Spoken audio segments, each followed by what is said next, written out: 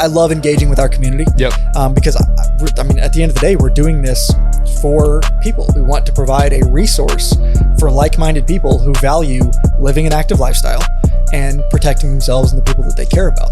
And I like to think now, given the point that we've reached and the feedback that we've gotten, we're making a difference. And that really, to me, matters more than basically anything.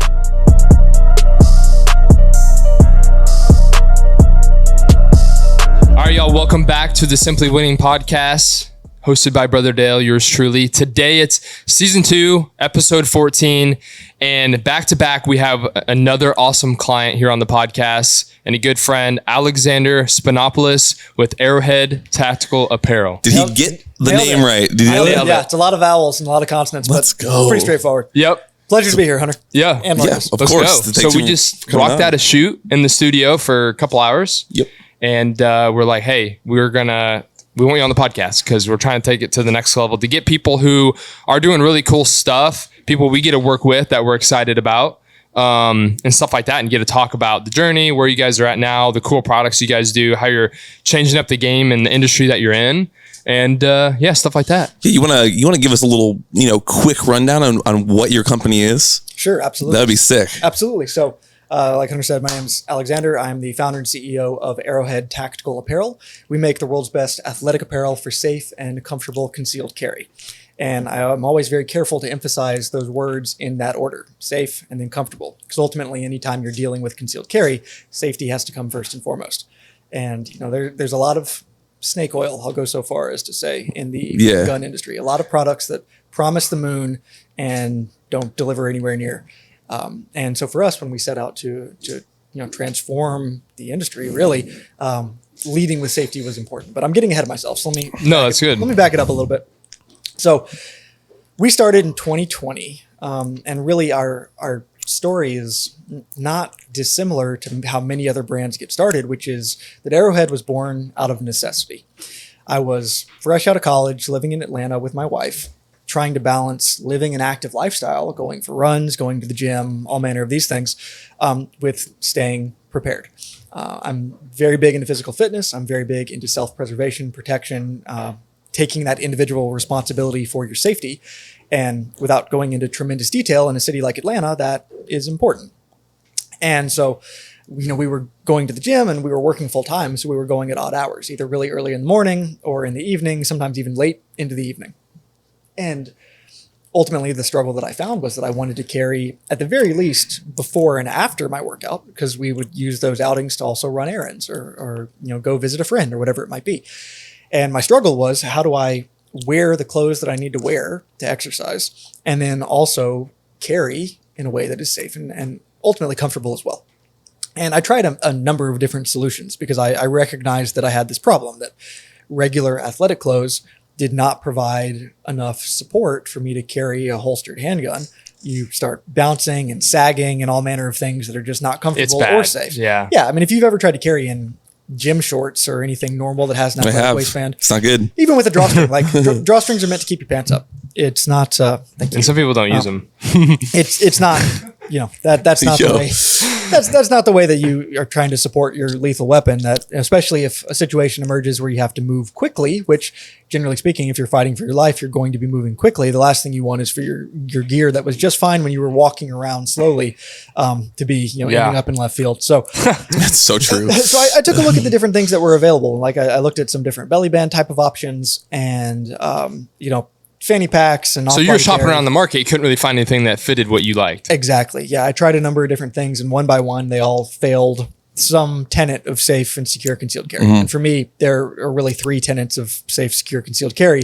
It's going to be that the gun is in a proper holster that covers the trigger, that the holster is then secured in such a way that it is going to stay in place when you want it to stay in place. That is, if you're moving around or if you're drawing the weapon, the holster's not coming with it. And then the third one is that the weapon needs to be quickly and consistently accessible. So if you have a gun in a bag or something like that, women who carry just in their purse and it's down at the bottom beneath 8 months worth of clutter, that's not quick or consistent. So you might have 1 and 2, you're not going to have 3. one by one, all these products, they just failed at one of those tenets. And so I was kind of back to the drawing board. And at this same time, I was reconnecting with a good friend of mine from college who had gone the entrepreneurial route after college. He was originally going to go into consulting just like I was. He actually pulled out of his full-time offer like weeks before he was supposed to start because he'd seen some success with different dropshipping sites and recognized that's what he wanted to do with his life. But so I got bit by the entrepreneurial bug just a little bit, and I was thinking about it and thinking, well, I can't really solve this very real and material problem as a consumer. So what if I try my hand at solving it as a producer? And wheels started turning, went literally to the drawing board and started sketching out what I thought this might look like. Tried to fall back on the general principles of physics, right? Leaning into physics. And ultimately that's what Arrowhead was born out of. And That's awesome. About 6 months later, we had functional prototypes and we were well on our way to production. We started with just the carrier joggers were our first product. And it's kind of funny. We launched in late April of 2020. What was happening in the world in late April of 2020? Yep. Not fun stuff. Cough, cough. And cough, cough. Exactly. The vid. The vid. Ironically, though, it kind of worked to our favor because if you think about COVID and where we were as a society during COVID, everyone was hanging out indoors, wearing comfortable clothes. They were shopping online, and everyone was perhaps a little bit more on edge than you might normally be during precedented times, if you will. And so as an e-commerce store, because, we've never had a storefront or anything like that. We do the vast majority of our sales online. We're starting to get into wholesale business. That's a whole different beast. That's a whole nother, It's a whole different beast. But we were able to launch. We just celebrated our 4th anniversary in April. That's awesome. And we've grown from having that one original product line of just the joggers in 3 colors to a big array of stuff for men, women, pants, shorts, different styles, t-shirts, hoodies, and there's a lot more on the way. Speaking of new products, awesome. These are the brand new shorts that are coming out. Talk about these. Yes. 5-inch. Well, you're wearing them seams. too. I am wearing them. Yeah. Yep. So we're taking our training shorts, which have been pretty popular among the fitness community as a way to go for a run, go for a bike, go for a swim, whatever, and be able to still carry your piece. These are the product that we feel allow you to express yourself well. It's the leg day enjoyer, the skies out, thighs out. Because with a lot of concealed carry, generally you're trying to stay under the radar. You're not necessarily trying to draw attention to yourself. But when you are wearing gym clothes, there's a little bit more opportunity to express yourself, and that's perhaps more of a given. Now, we've been wanting to get into camouflage patterns for a long time and do it in the right way with some iconic, recognizable patterns that we put our own unique flair on. They're not exactly ripped and just ripped from the history books, but recognizable. And we thought that the training shorts were going to be the best way to do this. For one, the material is really great to print on, so you keep that same really soft texture and consistency. But then it's a product where you're going to be expressing yourself a little bit anyway. And so with these 3 patterns, so we're doing the a desert camo, which resembles the chocolate chip classic pattern from GWatt, a Flectron camo, which is what you're wearing, and then a woodland sort of M81 style camo. And all of those they look good. Those are coming next week, and we're excited. Everybody I've floated them past has been pretty pumped to wear them. So this podcast will come out the Monday after the Friday of these launching. So they'll be fresh.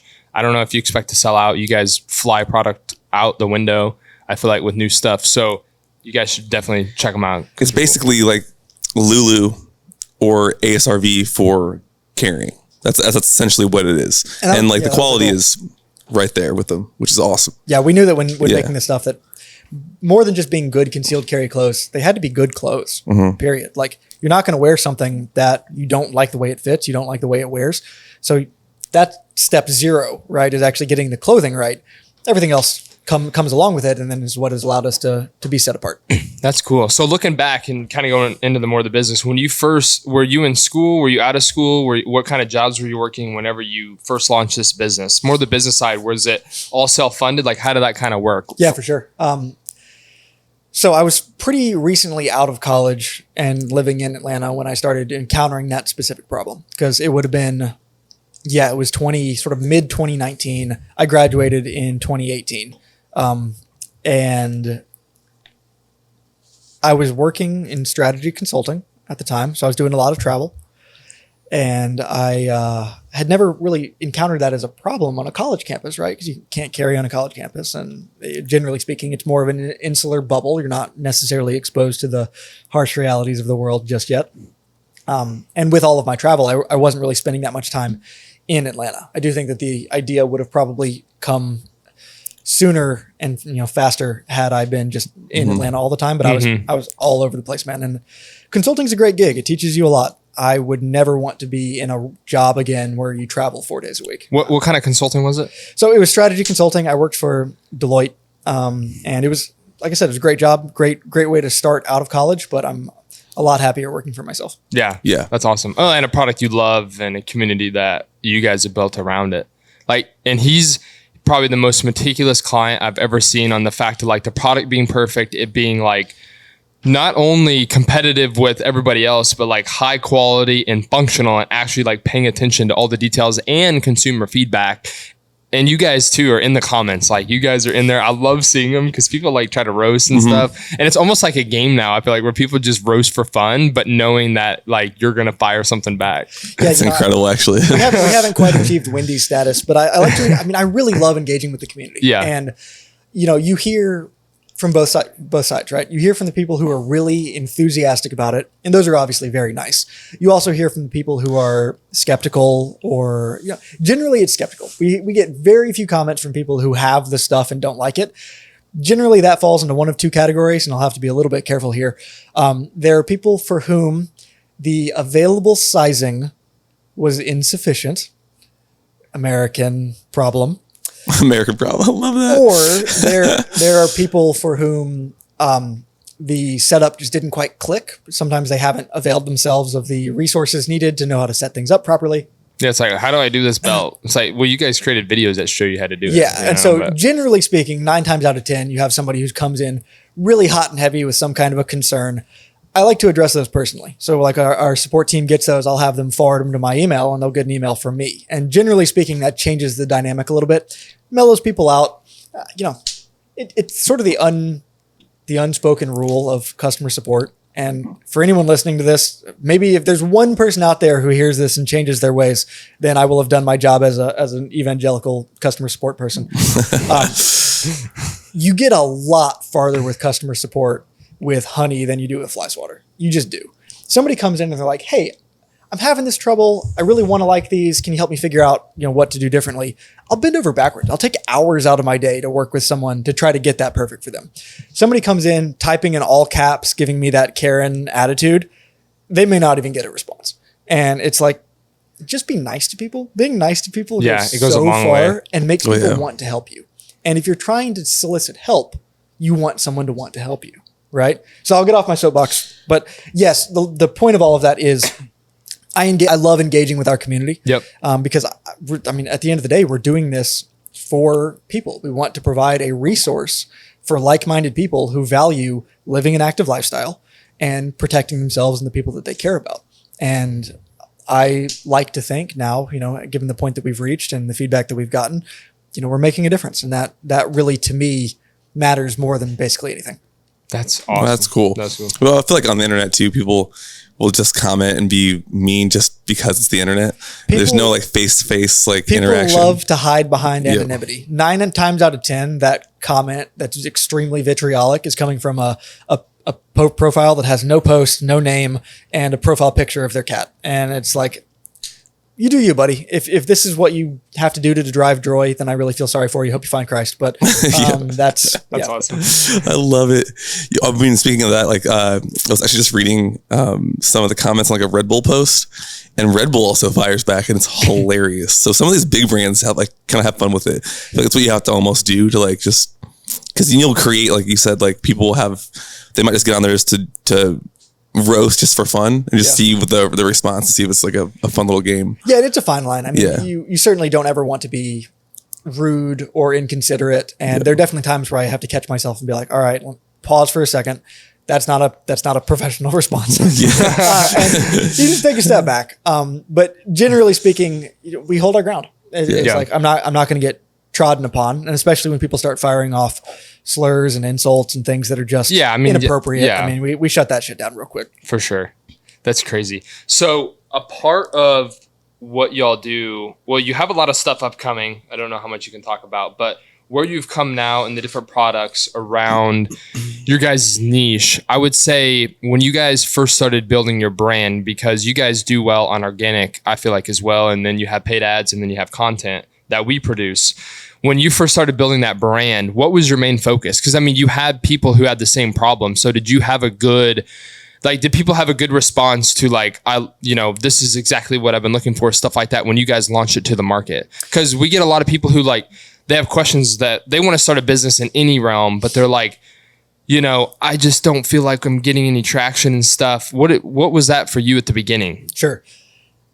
I will break that down into kind of three pieces. The first piece was any good brand has to focus on what differentiates it. Now, there are some brands who can differentiate based on, marketing, packaging, aesthetic, tying into some kind of cultural phenomenon. It's all well and good. We had to differentiate based on functionality and the actual product. Mm-hmm. And, when we were launching this, nobody knew who I was. And as far as I'm concerned, that's a good thing. Still, basically, nobody knows who I am. Maybe that'll change someday. I don't know. That's not really the point. When you have a brand, especially one that's launched by a big name, they're already leveraging the rapport that they've built with an audience. And it's a little bit easier to get something off the ground that maybe doesn't measure up. When nobody knows you from Adam, they're going to only evaluate you based on the quality of your product. And so from day one, we knew that we were going to differentiate in the quality and functionality and delivering on every promise that we make. And without exaggeration, when we launched in 2020, there really were not any athletic apparel designed for concealed carry for men. Now, there was already a brand that was doing it for women. They still do it for women. They have since introduced a male line about 2 years after we got started. And we certainly have seen a number of copycats and facsimiles and, pale shadows of the original. It's all well and good. Imitation is the greatest form of flattery. But number one, we really had to build the brand around unique functionality that nobody else offered. And to this day, nobody else offers it. Number two had to be a deep and intimate knowledge of the problem that you were solving and who was going to be buying it, right? I'm not going to toot my own horn too much, but I was a subject matter expert in living an active lifestyle and wanting to carry concealed. Mm-hmm. And I've been carrying since I was 21. I guess I was about 23, 24 at the time that we were kicking this off. I had reps, right? And I knew what I was doing well enough and I could relate well enough to the community. And so I could get inside the head of, okay, if I'm solving this problem in the way that I want it solved for myself, I believe strongly that this is going to resonate with other people who are facing the same issue. And, now here we are 4 years later, clearly there were people who were facing the same issue. So number one, product functionality. Number two, deep and intimate knowledge of the problem that you're solving and the community for whom you're solving it. Number three, attention to detail. You touched on this earlier. The firearm community is militant, no pun intended, about the way people, brands, influencers present themselves and the way they demonstrate their craft, right? You have to walk the walk, right? Every little detail needs to be right. And if any little detail is wrong, because we are quite frankly dealing with matters of life and death, some things are, immaterial, but there are things that are important. I'll give you a few examples of this. Early on, we had content being made by a different firm, not you guys. And it was the first shoot where I wasn't hands-on. Like I wasn't there physically. They just hired a couple of models and they went out and they were doing some stuff. And the content ended up being completely unusable because they were using subpar gear. The models didn't have the right technique and they just were clearly not demonstrating a degree of proficiency with their firearms. Mm-hmm. And we posted a few things and we just got eviscerated. And I sort of took a step back and realized, okay, this is not an acceptable level of quality. So like whenever I come in with you guys, that's why I'm so careful about, we're going to use good quality gear, the kind of gear that I would expect someone who takes this seriously to use. We're going to demonstrate proper technique. We're going to demonstrate safe weapons handling and all of the things that at the end of the day are material to your safety. And the combination of those three things, I think, has taken us a really long way. Oh yeah, 100%. I mean, people take you seriously then, and you're right. Like in that community, like we've obviously done a lot of filming with you over the past. I don't even know. Has it been a year and a half? Coming up on a year. It was September. Yeah. September last year. Yeah, and then we filmed with the Navy SEALs and how we've seen them operate. Like when you watch, this is like the first like thing that opened our eyes. We were like, when you watch like a Navy SEAL movie or any military movie, you'll see them like moving very quickly. Everything's, action wise. But when you see in real life, it's much, much different. Like it's all how the details are in real life. Yep. So when we were filming with them, they go to breach a door, and it's not like you see in the movies where they go in, guns blazing, kick down, like Spartan kick the door down. It's not that at all. It's they all line up in the exact same order. There is normally like we had to reshoot stuff because they they thought about, they had to like actually think about they were actually about to do something for real, not just for the thing like going in, and they like legit needed to reassess how they would actually overtake this building when we were filming that one. So then it changes the way you film too, because you have to make it look, action or pretty on camera, but you have to also take into account all the details that go into it, and it has to be right. Because if it's not right, they're going to get killed in their own sphere of people that are watching. Yeah. And same for you guys. Like it's very detailed when it comes to that stuff. There are a lot of things in life where you get mulligans. Yep. Things related to firearms you really don't. And so there's a saying, I believe this is a military saying, that slow is smooth, smooth is fast. Mm-hmm. And you want to be well prepared because you don't really get a do-over. Yeah. And I mean, whether that comes down to the way you set things up, that you're preparing for an engagement. I mean, every day technically when you are putting your stuff on, you're doing it, and what you're saying is, I might have to use this today. Yeah. You pray that you never do, but any day that you leave the house not prepared to use your firearm, you're putting yourself at a disadvantage. And, and so that's another thing that we really harp on is like every time you were leaving the house, if you're carrying a gun, set it up properly, make sure that it's ready for you to use it if you need to use it. Trust your gear. If you don't trust your gear enough to carry appendix, or you don't trust your gear enough to carry one in the chamber, you probably shouldn't be using that gun. Like if you don't trust that it's not going to go off on its own, or that it's going, yep. Yeah. You know what I mean? There are lots of people who feel very adamantly that they will never carry appendix because, it's pointing at your twig and berries. And that is, fair. But if you follow safe weapons handling and you're using a modern gun with modern ammunition, and you keep your finger off the trigger and keep your trigger guard free of obstruction, the firearm's not going to shoot. Like it's not going to shoot on its own. And so that's just an interesting thing that we wrestle with a lot because, obviously our waistband lets you place your holster wherever you want. We want people to feel comfortable and confident, because if you're not feeling comfortable and not feeling confident, those are strikes 1 and 2 against your actually carrying. And the goal is to help you carry every day. Yeah. Right. So, with that being said, how many people do you think, and I'm not asking for an exact number, but more so like, is there a large percentage of people that you've seen convert to carrying daily because they feel more comfortable with your product? That's tough for me to say. I think that the majority of people who buy our products are people who are already fairly serious about concealed carry. We haven't really marketed ourselves to, I'm going to call them the gun neophyte, the person who's just kind of getting into it for the first time. I definitely get messages and so on and so forth periodically from people who are like, I'm about to turn 21, going to go get my first handgun, really excited to buy y'all stuff. That's great. I mean, I'm excited when we do reach people young like that. But a lot of the people who are coming to us have they've made their mistakes, I guess. They've bought and cried, and they've gotten I'm not going to name names. They've got the subpar gear.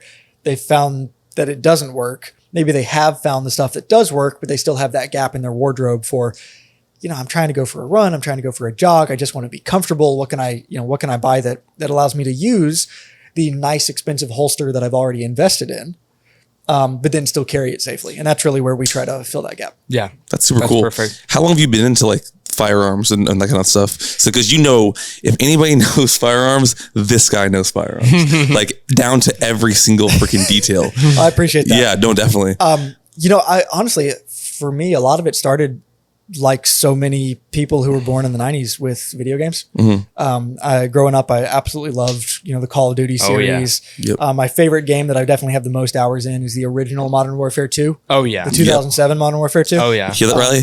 You hear that? The original. The original. The original was before they got fantastic. ruined by microtransactions and bunny hopping and people wearing pink camouflage. The good Modern Warfare 2 where the Russians invaded the White House.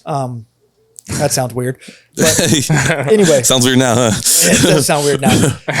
And I just always had kind of a penchant for firearms. I'm very mechanical. I love building things. Still to this day, I'll build a Lego just about every month. I just love getting my hands on stuff, and the way that guns work as machines is very interesting to me. Pretty much all of my major hobbies in life are mechanically intricate in some way. And so I always appreciated that. And I loved the harnessing of the raw power. And I appreciated that, a weapon, it's not a talisman, but it is something that can turn the tide in a situation that otherwise might be unfair. And so that always just kind of resonated with me, but I didn't grow up shooting guns. That was not a thing in my family. I kind of came out of nowhere in terms of the interest. Parents never cared. I didn't have siblings. So I didn't really get hands-on experience with guns until, funny story, I guess this would have been 2010. Yeah, 2010, when the assault weapons ban was making its way through Congress, and then President Barack Obama had expressed intent to sign it.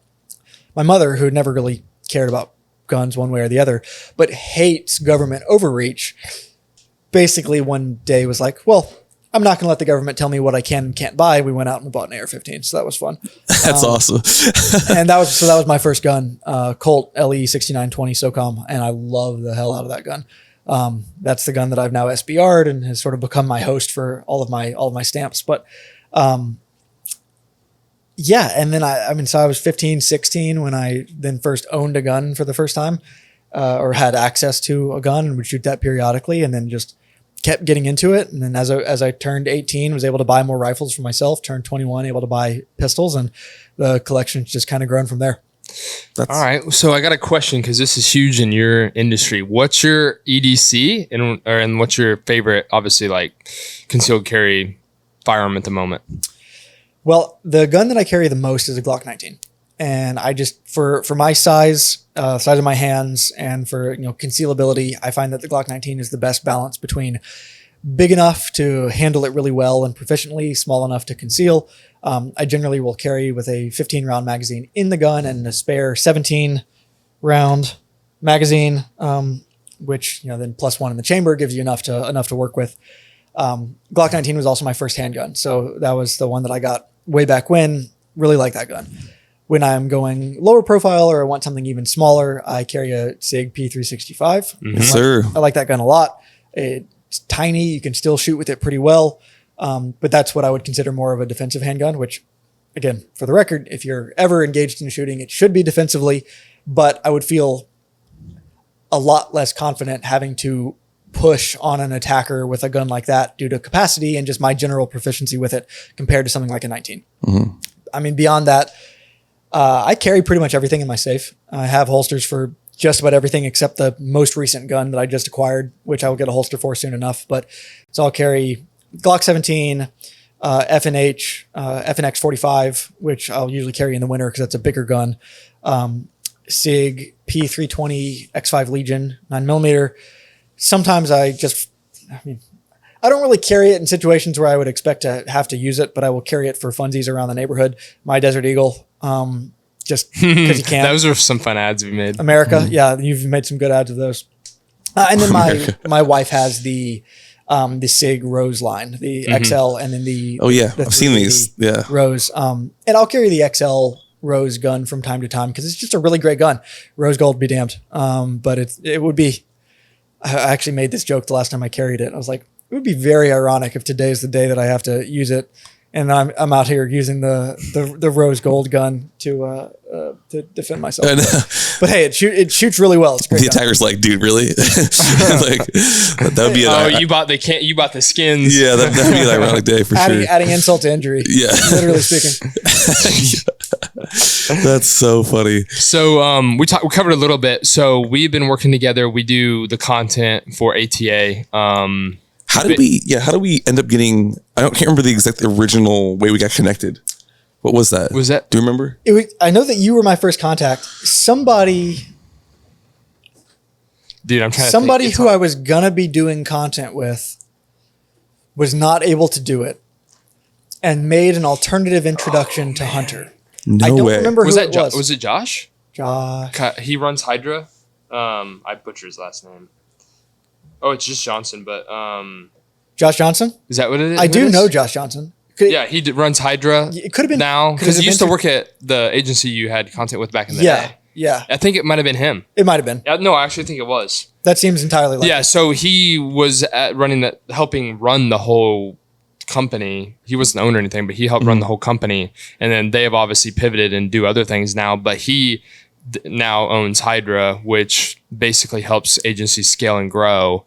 And most of their market, their target market is like ad agencies and stuff like that. But they're crushing it. But I'm pretty sure he made the intro. Sounds right. And yeah, it's been fun working with y'all ever since. I was just happy to find a good agency here in town because for a long time when I was living in Atlanta, the agency I was using was here in Nashville. So if I wanted to make content made, it's a weekend, right? Like you're packing the car, you're heading up, and it's just a pain getting a hotel room and all that. So now just being able to drive up the morning and wake up in my own bed and then drive in the morning to come and be here.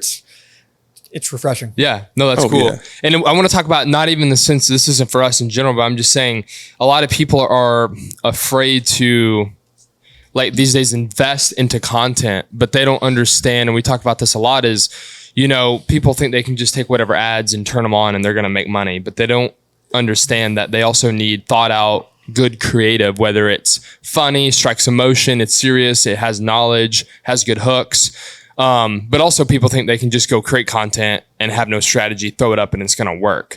So obviously you guys have a team, you guys do your ad stuff, but we create the content. So we work together on those things.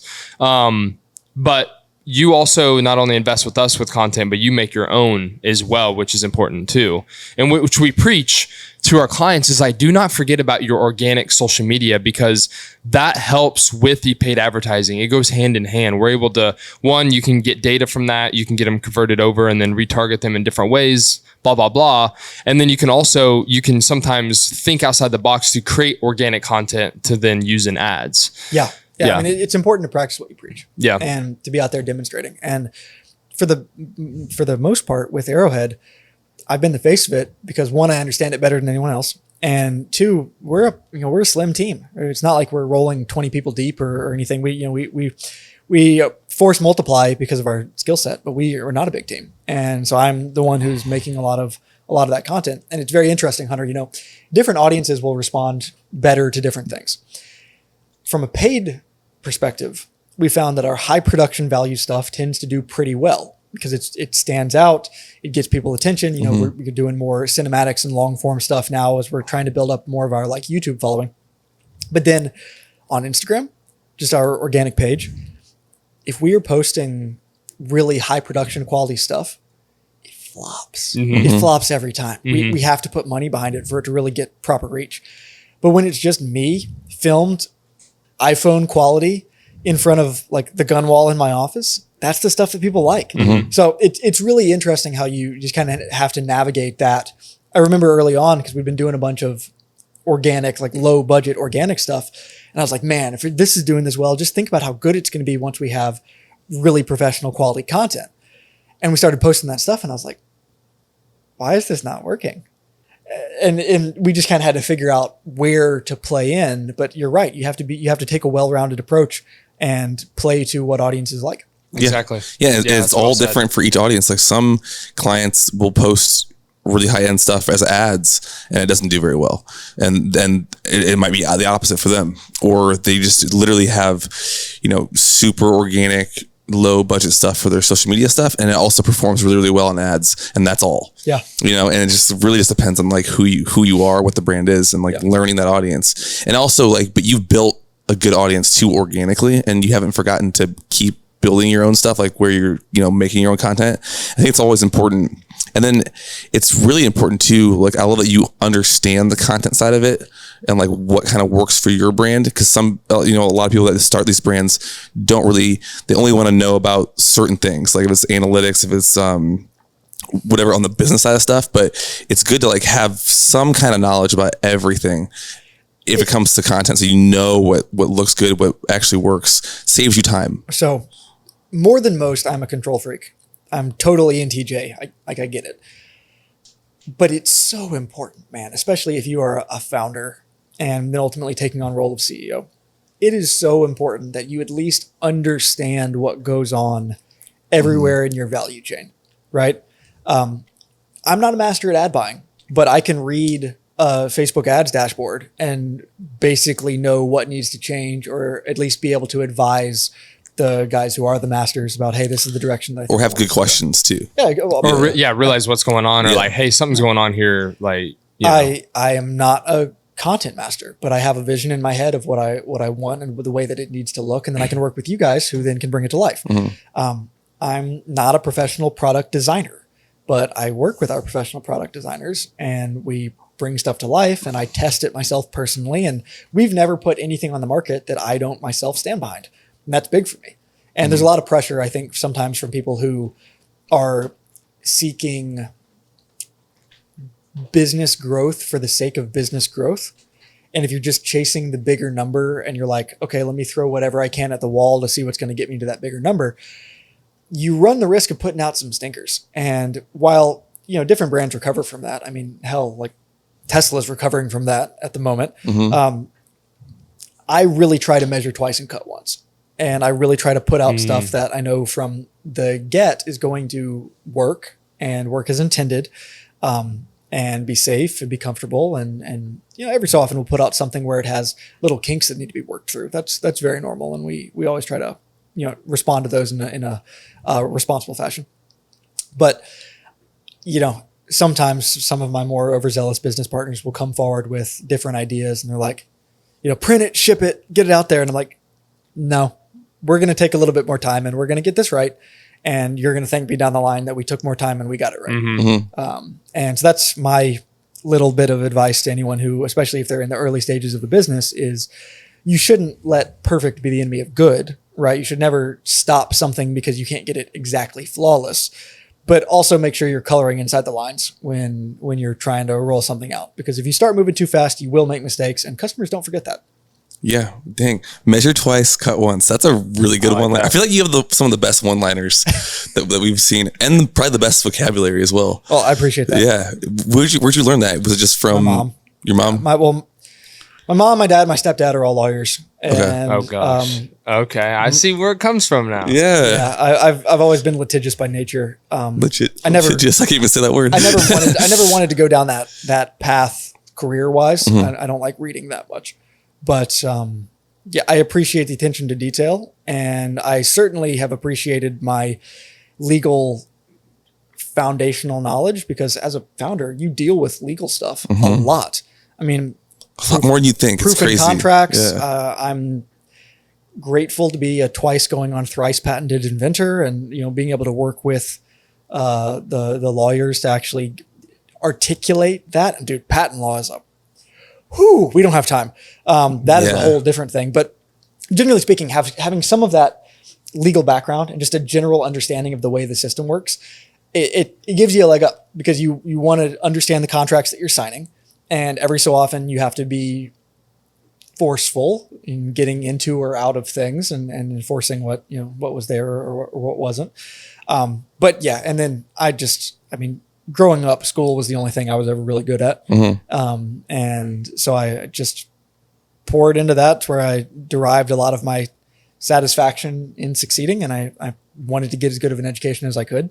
And I did read a lot when I was a kid. And I'm kind of waxing poetic at this point. But what were your go-to books? God, okay. And it's a little off topic, but I think I loved all of the Chronicles of Narnia. Same. Yeah. Very cool. A lot of people don't know there's 7 of them. Yeah. In that 8 to 10 range. Everybody's like, the Lion, the Witch, and the Wardrobe. I was like, no, actually, it wasn't even the first book. Yeah. So, yeah. That was the fourth? The fourth. It was a third, actually. Magician's His nephew is the first one, yeah. And Magician's Nephew. Dude, I haven't read it in so long now, but Horse and His Boy? No, that was later on. That was the fourth book. Fourth? Okay. Yeah. Anyway, we don't have to get off topic on that. We can talk about C.S. Lewis all day. I loved the Aragon books. Okay, yeah. I loved the Pendragon. books. Okay, Do you know I those? know what you're talking about. I haven't. It Not was a familiar. wild fantasy series. I was obsessed with the Hunger Game books when those came Yes. out. I Hunger Games devoured nuts. the first Hunger Game book in about 36 hours. Did you watch the new movie that just came out? I haven't seen Songbirds and Bro. Snakes or whatever. It's good. It's Is a it good? really, it's a really good movie. You need to watch it. It's got Peter Dinklage in it, doesn't it?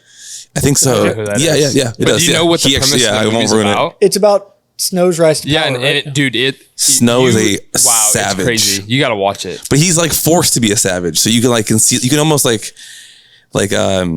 feel like understand how he got to where he was at because he kind of had to. It was either him or he's dead. Well, one of the I'll two. add it to the list. Yeah. But let's see. What other book? There's- Were you a Star Wars guy at all? Yeah, I love Star Wars. Big Star Wars guy. Yep, same. There's one about Rangers. Did you ever see the one about the Ranger and like they would have hoods? They would like learn to like shoot bows and like hide in the shadows and like it was back in the nighttime, Yeah. back in the medieval times. Dude, I forget what it's called. But I was big into those. I know what you're talking Was it about. called I like forgot the Ranger's books. Apprentice or something? I forget what it was. Yeah, called, I forget what the name of those books were. My brother would read always like Macbeth. The like more Yeah, like I mean, I read all Yale- the Shakespeare. Yeah, all the Shakespeare stuff. through school. I honestly, I love a lot of the. I mean, the old Greek books. I mean, the Iliad and the Odyssey. I love those. I wouldn't say that I read philosophy for fun, but I've definitely read a lot of the Plato, Socrates, all that stuff. Back when I was a young kid, I really loved the Hardy Boys books. Yep. Those are classics. And then The Hardy Boys books were like one of our like favorites. they're iconic. Yeah. And then like the Redwall series. Do you guys know? About I know what you're talking about. I didn't read Yeah, those. with all the little like woodland creatures, but they're all anthropomorphized. Yeah, those books were fun. But yeah, I don't really read for fun anymore. That's one of the blights of the modern brain when you have unlimited entertainment. You got TikTok. You don't got to read anymore. No, I'm not a TikTok I can guy. watch a 30-second TikTok about a book and then get the whole thing. But yeah, Spark Notes. it is. I mean, YouTube, Instagram, the things that it's doing to our brain. It's a little scary, but I'm It's kinda too crazy. much of a schmuck to do anything about it. I lean into the dopamine. Yeah, I mean, you could literally type into like ChatGPT, like, "Hey, give me the rundown of this book," and it can give it to you in like 1 second, and you can read it. Imagine going to school now and having that I mean, stuff. yeah. What was the plot? I mean, Spark Notes. I used it a ton. Yeah, Spark Notes was like the OG. Someone actually wrote it though. I know, which is even crazy. Which I mean, technically, I think the AI is just taking all that stuff that people made and then giving you the Spark Notes. It's Which not is like everything. It's not like ChatGPT has the book on there and then it summarizes it. It's Yeah. like No, it's taking the knowledge. It's generative, but also derivative. Yeah. And But you could feed it the book and then it could actually yeah. summarize it, yeah, which is crazy. I was reading yesterday. I mean, one of my biggest vices. I spend too much time on Reddit, but I was reading on Reddit's Reddit an Ask Reddit thread about asking teachers what impact AI is having on their students. Because if you think about children, generally speaking, every so often you get a total like weirdo like me who was just straight as a board to a fault and wanted to do things the right way out of some sense of purpose or duty or whatever. Generally speaking, kids will take the path of least resistance to accomplish whatever they're trying to accomplish. And that's not a bad thing. It drove me up a wall when I was a kid because I was a goody two shoes. But you think about it, it's like, okay, well, I can just ask AI like, hey, what's the solution to this math problem, right? Or I can just ask AI, summarize this book for me, or like, tell me about the kings of Prussia. It's like, you can get all of that just spoon fed to you. And a lot of teachers are saying that, especially for the generations of kids that were in like upper elementary school and middle school as they were going through COVID, the learning and the critical thinking and the ability to apply yourself and sit in that discomfort of not understanding something, it's just gone. They don't have that skill set. And that frankly is really frightening to me when I start thinking about that generation of kids then entering the workforce. And yeah, I mean, we'll always need pizza delivery guys, but how many of those people are going to end up in politics or going to end up in, positions that are more significant? And now I don't think that necessarily understanding calculus is important for your like being able to contribute to society. But I do think that understanding critical thinking skills are important for your in and out of the workplace. It's important for your interpersonal skills. I mean, just being able to navigate situations. So it'll be interesting to see what happens. And this is not, old man yells at cloud, but I do think that kids still need to be learning, and I definitely intend as a parent to keep my children, screen free as much as possible. So they're still interacting with the world around them in a more material fashion. Yeah, I think it's just balancing like the hard things, and because they're going to be very good at like all the AI stuff and digital whatever. But like, yeah, you got to make sure they still have those Real life skills. Yeah, real life skills, hard experiences all the way up. But yeah, it's going to be very interesting. The amount of kids though that are like actually like making money online and actually doing stuff it's though crazy is now. insane. Yeah. Like there's more than ever, obviously. Because You mean like in terms of content and streaming and but also build. The actual younger generation who are like building communities or drop shipping or figuring out online businesses, or your brother like selling graphic designs online or whatever it may be, or even like building an audience. Like Matthias can literally, he got his TikTok taken down 3 times. And he's like, oh, no big deal. And can just build it back up to 100,000 followers or whatever his followers. Yeah, it was actually kind of It's cool. like very easy for him. And it's like, but they understand like how that works, how audiences work, what people want to see in certain niches. And it's like at a very young age. But like, your parents do good at, they go to soccer games. They actually like are out in the community. They talk to people, like they take them to places and teach them things. Yeah. It's the kids who literally, with the technology. There's kids. And I still did it to a sense, like video games and stuff, but it's a little different nowadays. But like you're at school all day on a computer, probably using AI or Google and all that stuff. And then you're coming home and doing it. Like there's kids just do it all day long and there's no break. Yeah. There's no break. We can go back to the other topics, but can you have a cell phone in school now? Is that a thing? I feel like it's a thing now. Because it was never a thing when we were in school, for me at least. Back in my day. We were always allowed to keep our phones with us. The general rule was if it made noise, you were losing it. And if you were using your phone for something not work related, not like schoolwork related, and you weren't in like the library, we had like designated phone available zones. Okay. Like if you were in study hall and you went to the library, like you could hang out on your phone. And I think at lunch we were also allowed to use our phones. We could have them at lunch. If you were checking your phone in the classroom, like while the teacher was teaching, you're not getting that. You're not getting that back till the end of the day. Yeah, we were never, if they saw the imprint of your phone, gone. Really? Yeah. And now we have like some teachers that were cool. They were like, oh yeah, you can have your phone, whatever. But like it was like 1 out of like every 12 teachers that would let you do that. But yeah. I remember, again, like I said, straight edge, goody two shoes. At the start of each day in like middle school, I'd get out my iPhone 3 or whatever, and I would just like turn the whole thing off. And mine was one of the super lame ones that had a removable back cover that like normally you would clip to the back, but you could unclip it and put it over the front. And I would just like turtle shell it and then like put it in my pocket. And I was so proud of myself for doing the right thing. And I was like, oh my God. That's awesome. You look back and you're like, well, I probably took that a little too literally, but you know you're going to get a good product now. So because you have that basis of wanting to get so it right. you're that type of way when it came to business. I mean, did it just feel, it never comes, I don't want to say it comes natural, but it does come natural. But you're growing a company, you have a team, and how many people do you guys like have between? So in terms of the actual leadership team of Arrowhead, there are 5 of us. In terms of the extended team of people with whom we work on a borderline daily basis, I'd say we're closer to 15 to 20. Do you think that? I mean, you obviously were able to take probably some of your stuff you learned working for Deloitte into sort of the strategy of business.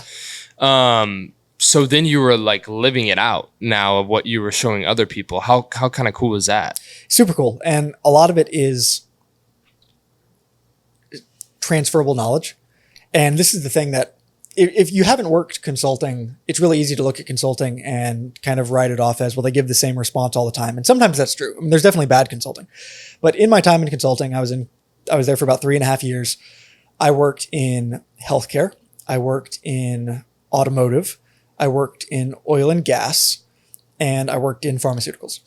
And it doesn't really sound like there'd be much familiar across those. And yet, at the end of the day, a lot of the problems that a business faces can be distilled down to the same kind of core issues. And just learning how to evaluate a situation, know what to look for, know what to ask for, know when to lean on a subject matter expert and bring somebody in. That went a long way. And my exposure to all of these different industries and getting to sit in on the meetings with the big boys, the CEOs, the CFOs, whatever of major companies, it really helps you sort of, act like you've been there before. And so then when it was my turn to build some things up, I had good, strong foundations on which I could lean. And especially as I encountered problems, I could then triage them in a similar way. And it's like, okay, I don't know how to do this. Let me find someone who does. Let me learn from them. Let me document that process. Let me work that muscle a little bit, get used to it. And now as the company is growing, and especially as my attention's being pulled in a lot of different directions, it's ever more important for me to not be the critical path or the restricting agent on making things happen. And so now I'm at the point where I'm now documenting and teaching other people on my team the different processes that we have to go through, because people look at running a business and you only see the tip of the iceberg. There is so much like technical busy work, especially when you're managing a brand that has material SKUs, shelf keeping units. Apparel has a lot of SKUs because you think about, I've got 3 colors in 5 sizes. That's 15 SKUs right there for just one product. And we have 20 products, right? Like it adds up really fast. And every time you introduce a new product, you have to go through the right process of getting the barcodes, getting the SKUs, documenting that in a product master, making sure that your warehouse is aware of this, making sure that your customs team is aware of this, making sure that your forwarding team is aware of this, documenting it on the website, tying all of these things together, having the materials to send to your manufacturer so that they can barcode label them and they can put the right hang tags on it, and everything has to match. Because if it doesn't, you're going to create an error somewhere and people aren't going to get what they paid for. Yep. Do that every time. And so it's like, if all of that is just living in my brain, that's a problem. So I'm now teaching other members of my team how to do it. How do you document and teach others? Is there any softwares you like to use? Bro, well, we use Trello to manage a lot of our tasks. Yep. In terms of the actual documentation, I'm a big believer in Google Drives. Yeah. Google Drive with the Google Doc. Google Doc, and sometimes in Excel. I'll do all my budgeting stuff in Excel. I think that's pretty normal. And then obviously we also use like QuickBooks, but and just being able to have the written word. I take a lot of videos with audio overlay. Do you use like Loom or some software? No, I'm just a lame. I use Shift Control 5 and AirPods on my Mac. Yeah. Let's go. I mean, hey, it works. Just upload it. Yeah. Yeah. I mean, Loom's great. You should look into it. Loom is great. Yeah. I know it is. I generally try to minimize the number of like software subscriptions that we have. Yeah, don't blame. It's crazy how they add up, man. $100 a month here, $200 a month here. Next thing you know, you're spending $15,000 or $20,000 a month in fixed costs. And it's like, well, that's what I have to get in profitable sales every month just to get into the black. That's no fun. Yeah. So we really try to manage our fixed costs. You guys are probably you guys are our largest single fixed cost. Let's go. That's awesome. go. Yeah. Getting dubs. But it's the investment in content, right? Yeah. That is not that's not a cost center as much as it is almost a revenue center. Because you got to have that content to then put that into demonstrating the product, getting people to want to buy from us, and it Yeah, we have a lot of software stuff that we pay for every month. So we're the prime our example. fixed costs are decently high. Yeah. They're high. They Going are. back and doing that once a year, twice a year, maybe, where you really go through. It's like, all right, let me look at last month's bank statement. Yeah, let's just cut this. Tie all of this back out. How much were we using out of that? Every time I do that, I usually find a few $1,000s that I can shave off, which feels good. Yeah. That's definitely. Unless you have any other questions, because I think 50 minutes, right? I want to ask the question we always ask. Oh yeah, Simply Winning. yeah. I want to see how. Yeah. This will be a good answer. So we ask on every podcast. The podcast is called Simply Winning, and basically we like to ask what's your advice on how people can simply win, or how you have simply won? Because a lot of people think, if I do this one thing right, then I'm gonna win. Like basically, if you're like, if I make this one product, it's gonna go to market and I'm gonna be a millionaire. That's not how it works. Right? Sometimes you fail, you put out a product, they didn't like it, you got to reiterate, put it back on there, whatever it may be. But you go through these steps to simply win. The things that you just do each day that get you to win. What is that for you? What does that look like? Yeah, I think you hit on it. Honestly, and people never like this answer because everybody wants to hear the golden goose, the silver bullet, whatever it might be. You just got to keep showing up. You got to keep showing up. You got to put in the time. You got to be diligent. You got to weather the lows and keep your head during the highs and just be there, because it takes consistency. It takes time. Building a business is like sand in an hourglass. It's not like taking a shovel and dumping it on the ground. For some people, that's the way it works. More power to them. 9 times out of 10, 99 times out of 100, the person who ends up winning is the person who just keeps putting in the work. And it's funny. I mean, I would have given you that answer before that, but I believe yesterday Brady in his retirement speech said something very similar. You think about Tom Brady, like the guy who everyone is like, Wunderkind, he's out there. He is the master of his craft. What was his advice? I worked longer. I worked harder. I saw that. It was good. Harder. It was really good. And that's why I won. It wasn't magic. It wasn't luck. It wasn't any of these things.